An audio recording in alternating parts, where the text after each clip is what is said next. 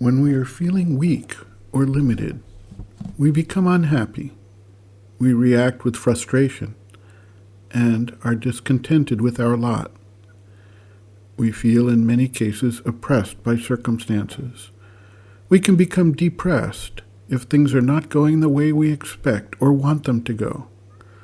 We can become angry with ourselves, with others, with circumstances, with a general lack of what we desire to see or achieve.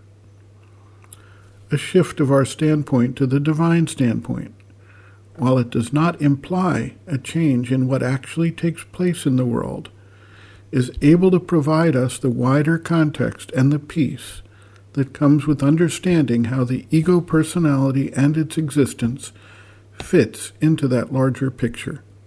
And it is certainly possible that with this new viewpoint and understanding, the individual can actually mitigate what otherwise would have happened while he was immersed in the ego standpoint and thus unable to conceptualize the bigger picture and understand the larger forces at play, their momentum, trajectory, and potential impact.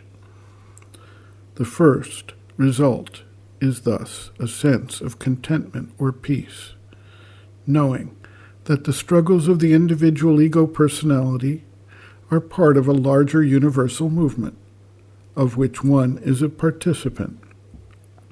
The second result is one that focuses on how to use the nexus of the individual to aid in the changes needed and the possible transformation of energies.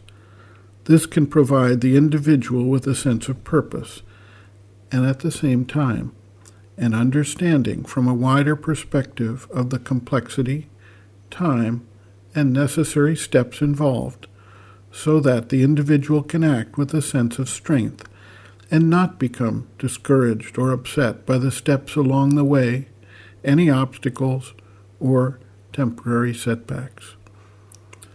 The mother writes, quote, "Basically, disgust, revolt, anger, all these movements of violence are necessary movements of ignorance and limitation, with all the weakness that limitation represents.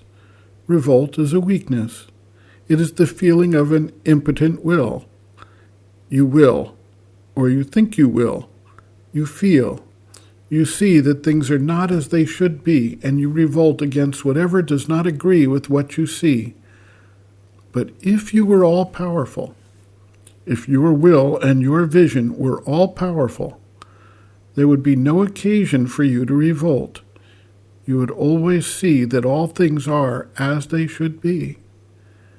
If we go to the highest level and unite with the consciousness of the Supreme Will, we see at every second, at every moment of the universe, that all is exactly as it should be, exactly as the Supreme wills it.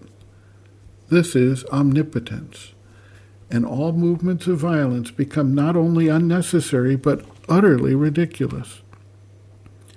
Therefore, there is only one solution: to unite ourselves by aspiration, concentration, interiorization, and identification with the Supreme Will. And that is both omnipotence and perfect freedom at the same time.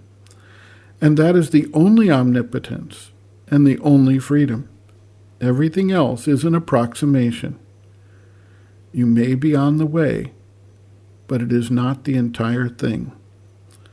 So if you experience this, you realize that with this supreme freedom and supreme power, there is also a total peace and a serenity that never fails.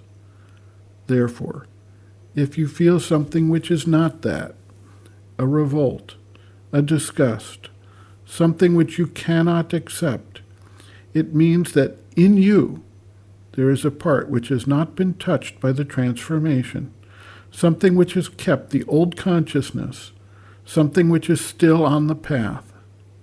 That is all." End quote. Reference, Sri Aurobindo and the Mother, Looking from Within, Chapter 2, Looking at Oneself and Others, page 52.